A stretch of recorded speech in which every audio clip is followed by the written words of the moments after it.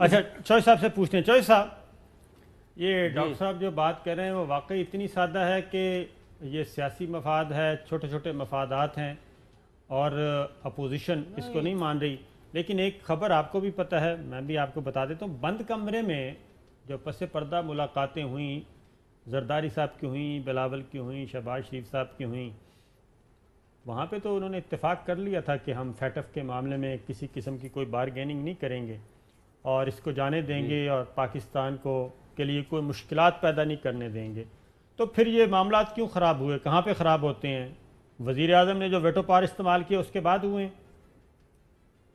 نہیں صابر شاکر صاحب معاف کرنا, نمبر ایک پہلی ذمہ داری ہے یہ, اگر لائف لائن ہے ملک کی, فیٹف کے پابندیوں سے آزاد ہونا ہے, گرے لسٹ سے واپس یعنی اس میں ملک کو نکلوانا ہے اور بلیک نہیں ہونا, تو اس کی سب سے زیادہ ذمہ داری پی ٹی آئی کی گورنمنٹ کی ہے. ان کو چاہیے کہ کسی طرح بھی ان سے معاملات کر کے, جیسے نیشنل اسمبلی میں بھی انہوں نے متفقہ کروائے ہیں تو یہاں بھی کرواتے, پہلی بات.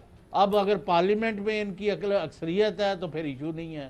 نمبر تین, اپوزیشن کو آپ نے کیا لولی پاپ دیا تھا کہ ان کو یہ کہا کہ جی آپ فیٹف میں ہمارے ساتھ دے دیں تو آپ کی یہ جو ہے نیب شیب کے حادثات ہم توڑ دیں گے اور آپ دندلاتے پھرے, اور ہمارے بھی جو چور چکے ہیں ان کو بھی ہم اسی بہانے موقع مل جائے گا.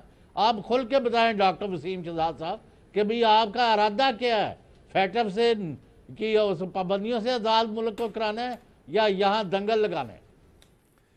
جی بڑا خطرناک سوال پوچھا. نہیں, بڑا پرٹیننٹ سوال ہے.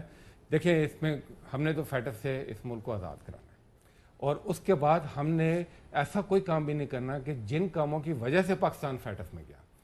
تیسرا یہ ہے کہ پرائم منسٹر نے کیٹیگوریکلی یہ بات کی ہے, پہلے دن سے ان کا موقف ہے, اس موقف میں کوئی تبدیلی نہیں ہے کہ میں کسی صورت بھی بلیک میل نہیں ہوں گی, پی ٹی آئی کی حکومت بلیک میل نہیں ہوگی.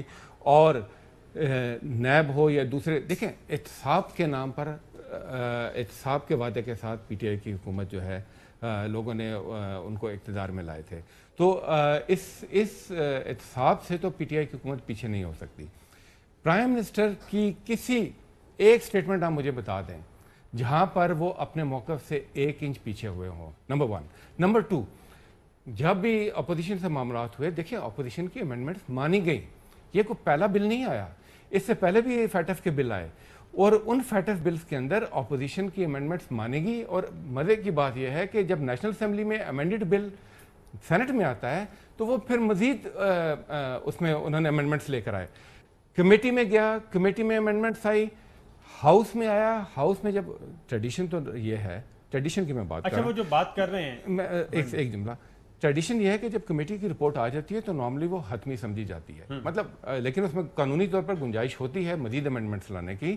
At the 11th our amendments لائی گئی, وہ بھی ایکسیپٹ ہوئی. امینڈمنٹس میں ہمارا کوئی ذاتی دشمنی نہیں ہے کسی کے ساتھ کہ آپ نے امینڈمنٹس نہیں لانی. مسئلہ صرف یہ ہے کہ آپ کون سی امینڈمنٹس لا رہے ہیں. آپ اگر ایسی امینڈمنٹ لاتے ہیں جس سے سارا مقصد ہی فوت ہو جاتا ہے تو پھر وہ یقیناً اچھا اپوزیشن کی یہ ڈیمانڈ, اس میں تو کوئی اتنا نہیں ہے کہ نیب سے عاملہ سے اس کو الگ کریں, نیب یہ معاملہ جو ہے ایگزیکٹو سے الگ کر دیں, اس کو اینٹی منی لانڈرنگ میں نیب کے حوالے نہ کریں, اس میں کیا ہے؟ نہیں دیکھیں تو پھر کس کے حوالے کریں؟ ایف آئی اے کرتا رہا کس میں, تو ان چیزوں پہ بات ہو سکتی ہے, ان چیزوں پہ بعد میں بھی بات ہو سکتی ہے.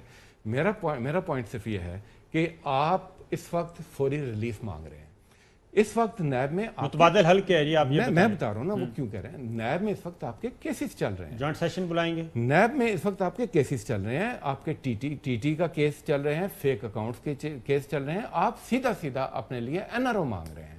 اور این آر او مانگ رہے ہیں کس بات پر کہ جب آپ سمجھتے ہیں کہ ملک ایک ایسی جگہ پر ہے وہاں پر آپ اس کو ایک تو متبادل حل ابھی یہ دیکھیں ملک چلتا رہتا ہے, ملک انشاءاللہ چلے گا, پاکستان گرے لسٹ سے بھی نکلے گا اور یہ لا بھی پاس ہوگا اور یہ ہم لے کے جائیں گے اس کو جوائنٹ سیشن میں اور انشاءاللہ یہ لا پاس ہوگا.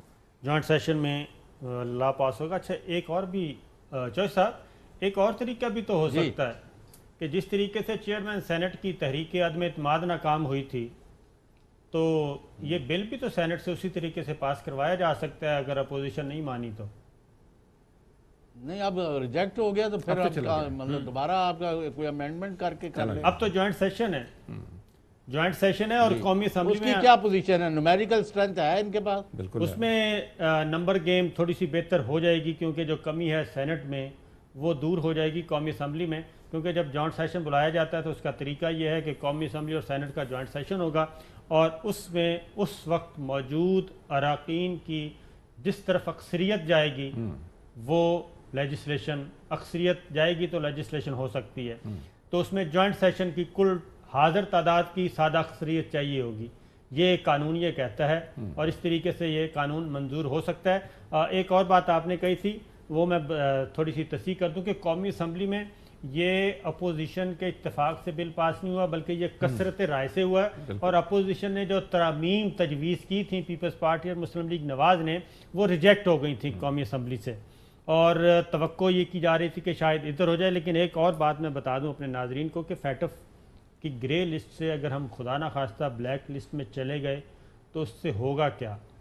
وہ ایک انتہائی خوفناک تصویر ہے. اس میں ہماری اقتصادی پابندیاں لگ جائیں گی جی، ہماری تجارت رک جائے گی دوسرے ملکوں کے ساتھ، ہمارا سوشل بائیک آؤٹ ہو جائے گا سادہ زبان میں، اور سوشل بائیک آؤٹ کو یونائٹڈ نیشنز کا کور حاصل ہوگا، ہمارے ساتھ کوئی تجارت نہیں کر سکے گا. پلس یہ جو ہماری روپیہ ہے اس کی قدر، ہر چیز پھر ہمیں بلیک میں خریدنی پڑے گی، باہر سے جو کچھ منگوانا ہے. تو وہ ایک خوفناک تصویر ہے.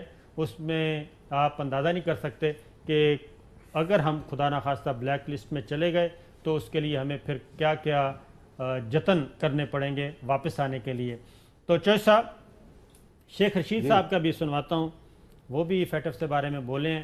امپورٹنٹ اس لیے ناظرین کہ آپ کو بتا دوں کہ ہم اتنا ٹائم کیوں لے رہے ہیں، کیونکہ اکتوبر میں اجلاس ہے، اور اگر اکتوبر میں ہم نے یہ قانون سازی نہ کی اکتوبر سے پہلے تو ہمارے لیے پاکستان کے لیے مسائل پیدا ہو سکتے ہیں. شیخ رشید صاحب کیا کہتے ہیں وہ بھی سن لیں. یہ حکومت کو شکست نہیں ہوئی، ایف اے ٹی ایف میں اپوزیشن بے نقاب ہوئی ہے. اپوزیشن کا ایجنڈا پتہ لگا ہے کہ ان کو پاکستان سے دلچسپی نہیں، یہ اقتدار کے بھوکوں کا ٹولہ ہے. ان کا ایک ہی مطالبہ ہے کہ ہم سے ہاتھوں پیروں کے انگوٹھے لگا لو لیکن نیب کو ختم کرو. وہ کہتے ہیں جناب کہ نیب نکال دیں. چودھری صاحب، یہ وہ بات ہے جو اصل ہے کہ نیب کے ساتھ معاملات ہمارے طے کروائیں، نیب کو ختم کریں، اور ہمارے پہ جو مقدمات ہیں وہ ختم ہوں، ہمیں پلی بارگین کی اجازت دیں، ہماری ڈسکوالیفیکیشن ختم ہو جائے تو ہم حاضر ہیں. ادروائز پاکستان کو بھی نقصان پہنچے تو ہمیں کوئی پرواہ نہیں ہے. نہیں، اللہ نہ کرے پاکستان کو نقصان پہنچے، لیکن یہ نیب کے اوپر اور یہ چور ڈاکوں کو پکڑنے کے اوپر ان کا جو ڈاکٹر وسیم شہزاد صاحب بیٹھے ہیں، معاف کرنا، ان کا بھی آج کل کام جو ہے نا بڑا کمزور ہی ہے. یعنی 2 سالوں میں ان کے باتیں بڑی بڑی ہم نے سنی ہیں، کارکردگی جو ہے جب دیکھتے ہیں، نہ عوام کے روح سے ان کا کوئی مطلب ہے ان کے پلے کچھ، اور نہ یہ چوری ہاں جی. ایک اور تو اس لیے صاحب ایک اور بات سنواتے ہیں آپ کو. ڈاکٹر صاحب آپ بھی سنیے، آپ نے بھی شاید توجہ نہیں دی ہوگی. یہ فوج کو، ملٹری اسٹیبلشمنٹ کو، جی ایچ کیو کو، آرمی چیف کو یہ بالکل شجر ممنوع کہتے ہیں جی. ایک طرف پیپلز پارٹی بھی اور مسلم لیگ نواز بھی یہ کہتے ہیں کہ ان کو قریب بھی پھٹکنا نہیں چاہیے. لیکن کل ایوان بالا میں یعنی کہ سینٹ میں floor of the house Peoples Party کے سینئر موسٹ رہنما رضا ربانی صاحب، میں ذرا غور سے میں آپ کو بتا رہا ہوں، ذرا سنیے. رضا ربانی صاحب، ایک طرف یہ کہا جاتا ہے کہ فوج کو سیاسی معاملات میں مداخلت نہیں کرنی چاہیے، فوج کو سیاست سے دور رکھنا چاہیے، فوج کو سیاسی معاملات میں آنا ہی نہیں چاہیے، یہ سیاستدانوں کا کام ہے، پارلیمان کا تو تعلق ہی نہیں ہونا چاہیے جی ایچ کیو سے یا آرمی چیف سے. لیکن رضا ربانی صاحب چیئرمین سینٹ رہ چکے ہیں، کئی دفعہ قائم مقام صدر رہ چکے ہیں، پریزیڈنٹ آف صدر مملکت یعنی کہ، اور سینئر موسٹ ہیں، اہم ترین ہیں. وہ باقاعدہ طور پہ کہہ رہے ہیں جناب فوج سے مذاکرات شروع کیے جائیں اور فوج کو دعوت دی جائے ساری سچویشن کے لیے. ذرا سنیے. ہم جس ڈگر پہ چل رہے ہیں صورتحال ایسی بلڈ ہو رہی ہے کہ کہیں وہ صورتحال نہ پیدا ہو جہاں پہ عام شہری ڈیفائنس کے اندر نکل آئے. تو یہ نہایت ہی خطرناک صورتحال ہوگی۔ آج بھی ایک انسٹیٹیوشنل ڈائیلاگ کی ضرورت ہے جناب چیئرمین، اس کی تمام تر رسپانسبلٹی جو ہے وہ اس پارلیمان کے اوپر، اور اگر پارلیمان نے اپنی یہ رسپانسبلٹی پوری نہ کی تو تاریخ کے اندر یہ پارلیمان مجرم کی حیثیت سے یاد رکھی جائے گی۔ رضا ربانی صاحب تھے، یہ کہہ رہے ہیں آرمی چیف سے اور پتہ نہیں کس سے کہ یہ بین الادارہ جاتی ڈائیلاگ شروع کیا جائے، یعنی کہ جو اس وقت بین الافغان ڈائیلاگ شروع ہونے والا ہے افغانستان میں، اسی طرح کا ڈائیلاگ شروع کیا جائے، اور یہ آرمی چیف سے کہہ رہے ہیں۔ اب یہ بات جو ہے یہ بلاول بھٹو صاحب کی مرضی کے بغیر نہیں کہہ سکتے، آصف علی زرداری صاحب کی مرضی کے بغیر نہیں کہہ سکتے، نواز شریف صاحب کے یہ رائٹ ہینڈ تصور کیے جاتے ہیں، ان کے لائک مائنڈڈ ہیں، یہ ان کی مرضی کے بغیر بھی نہیں کہہ سکتے۔ دوبارہ سنیے کہ آرمی چیف سے یہ کیا ڈیمانڈ کر رہے ہیں، فوج سے کیا مانگنا چاہتے ہیں۔ یہ چاہ رہے ہیں براہ راست فوج ہمارے ساتھ بات چیت کرے، بجائے اس کے کہ یہ پارلیمان اور اس طرح کی چیزوں کو۔ دوبارہ سنائیے جی۔ ہم جس ڈگر پہ چل رہے ہیں صورتحال ایسی بلڈ ہو رہی ہے کہ کہیں وہ صورتحال نہ پیدا ہو جہاں پہ عام شہری ڈیفائنس کے اندر نکل آئے، تو یہ نہایت ہی خطرناک صورتحال ہوگی۔ آج بھی ایک انسٹیٹیوشنل ڈائیلاگ کی ضرورت ہے جناب چیئرمین، اس کی تمام تر رسپانسبلٹی جو ہے وہ اس پارلیمان کے اوپر، اور اگر پارلیمان نے اپنی یہ رسپانسبلٹی پوری نہ کی تو تاریخ کے اندر یہ پارلیمان مجرم کی حیثیت سے یاد رکھی جائے گی۔ پارلیمان مجرم کی حیثیت سے یاد رکھی جائے گی۔ یہ کہہ رہے ہیں کہ براہ راست بات چیت کی جائے، آرمی چیف کو دعوت دی جائے، GS2 کو دعوت دی جائے۔ نہیں تو صابر شاکر صاحب، جی سر چوئی صاحب، ان کی قیادت نے ابھی اپنے رضا ربانی صاحب کو یہ نہیں بتایا کہ وہ یعنی ابھی کل ہی رحمان ملک صاحب وہاں ملنے گئے ہوئے تھے، اور ان کے کتنی دفعہ کس سے ان کی ملاقاتیں ہوتی ہیں، اور دوسرا نون لیگ والوں کے بھی ہوتی ہیں۔ ہاں تو یہاں کوئی مطلب شجر ممنوعہ نہیں ہے۔ یہ میرا خیال ہے تو یہ ہے کہ نواز شریف جو ہے وہ لندن سے فوج اور اداروں کے خلاف مہم چلواتا ہے، اور دوسرے جو ہے رات کے اندھیرے میں وہاں کوشش کرتے ہیں کہ جی ہماری معافی تلافی کر دیں، ہمیں کوئی راستہ بنا دے۔ تو چوری ڈاکے کی کون معافی تلافی کرائے؟ میرا اپنا خیال ہے چوئی صاحب، آپ ڈاکٹر صاحب کی طرف آتے ہیں، میرا اپنا خیال ہے کہ رضا ربانی صاحب جو بند کمرے کی ملاقاتیں ہو رہی ہیں وہ چاہتے ہیں کہ یہ کھلے عام ہوں اور براہ راست بات چیت شروع ہو، اور میرا اپنا اندازہ ہے کہ یہ فوج کو ایک بار پھر گھیرنے کی کوشش کر رہے ہیں، ملٹری اسٹیبلشمنٹ کو ٹیلی وائز کیتیاں جان۔ جی ہاں بالکل، وہ اس طرح کا کام کہہ رہے ہیں۔ جی ڈاکٹر صاحب، دیکھیں جی، فوج کے ساتھ ان کے جو مطالبات ہیں، ان کی حکومت ہے سندھ میں پیپلز پارٹی کی، فوج کے ساتھ مطالبات اس حد تک بڑھ گئے ہیں کہ اب کراچی میں بارش ہوتی ہے تو پانی نکالنے کے لیے بھی یہ فوج کی مدد طلب کرتے ہیں، تو وہ تو ایک بڑی لمبی فہرست ہے۔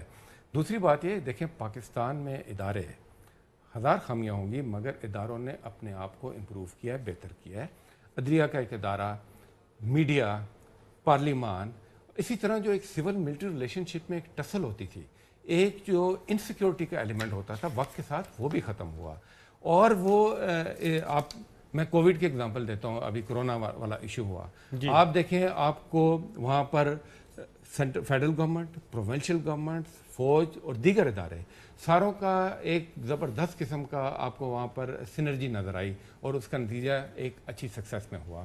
تو میں سمجھتا ہوں کہ آل اور نن لا نہیں ہوتا، ادارے جو ہوتے ہیں وہ ایک دوسرے کے ساتھ مل کر کام کرتے ہیں، اور ملک تبھی آگے بڑھتے ہیں کہ جب ان میں ایک ہارمنی ہو۔ اگر ادارے ایک دوسرے کو اپنا دشمن یا شجر ممنوعہ سمجھنا شروع کر دیں، یا وہ بالادستی کی جو بات ہم کرتے ہیں نا، تو ہر ادارہ اپنی فیلڈ میں بالادست ہوتا ہے۔ انصاف دینا ہے تو سپریم کورٹ بالادست ہے، قانون بنانا ہے تو پارلیمان بالادست ہے۔ تو اس طریقے سے میں سمجھتا ہوں کہ یہ جو انسیکیورٹیز کا ایلیمنٹ ہے وہ نہیں ہونا چاہیے۔ پارلیمان کی ایک اپنی پوزیشن ہے، پارلیمان کا ادارہ جو ہے وہ سپریم ادارہ ہے۔ انسٹیٹیوشنل ڈائیلاگ آپ سپورٹ کریں گے بطور لیڈر آف دی ہاؤس؟ دیکھیں، ڈائیلاگ سے تو کوئی بھی پولیٹیشین جو ہے یا کوئی قوم بھی ہے وہ تو ڈائیلاگ کی نفی نہیں کر سکتی، مگر سوال یہ پیدا ہوتا ہے کہ ان کی ٹی او آرز کیا ہیں، آپ کن چیزوں کے اوپر ڈائیلاگ کرنا چاہتے ہیں، وہ بڑی اہم ہے اور ان کے اوپر بات ہونی چاہیے۔ تو ڈاکٹر صاحب آپ سے ابھی ہم نے بریک پہ جانا ہے تو آپ سے اجازت بھی لینی ہے. سپریم کورٹ نے آج فیصلہ دیا ہے کہ جناب دوسری شادی کے لیے پہلی بیگم کی اجازت ضروری ہے.